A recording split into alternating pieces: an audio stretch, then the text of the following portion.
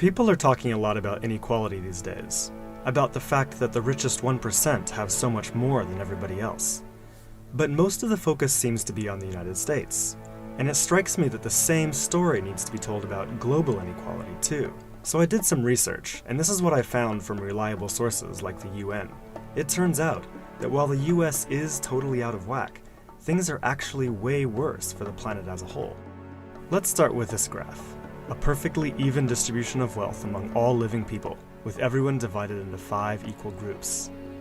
Now, let's show how much each group actually has. Shocking, right? 80% of the world's people barely have any wealth. It's hard to even see them on the chart. Meanwhile, the richest 2%, they have more wealth than the rest of the world. Let's look at this chart another way. Let's take the whole world's population, all 7 billion of us, and reduce it to just a representative 100 individuals.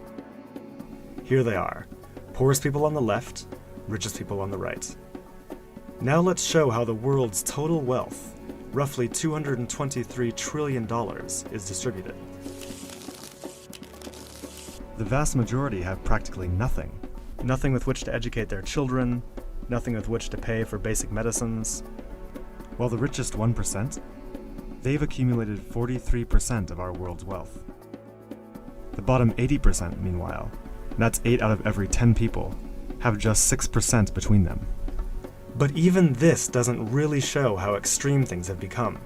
The richest 300 people on Earth have the same wealth as the poorest 3 billion.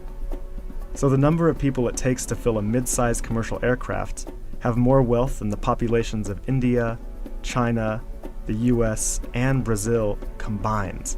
We can also see this difference geographically, with a huge and growing gap between a few rich places versus the majority of the world.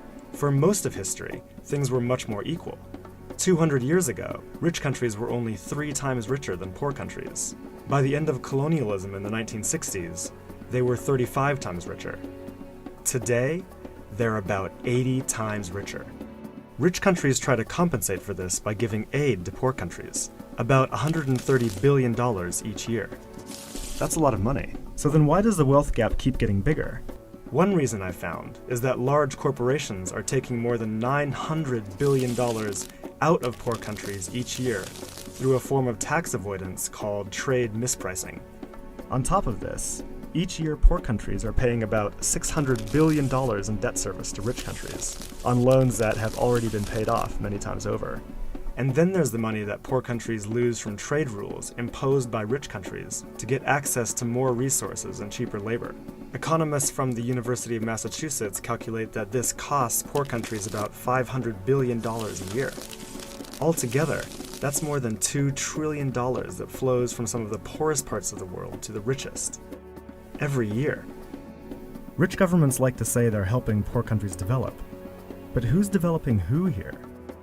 This makes me think that there's something wrong with the basic rules of the global economy.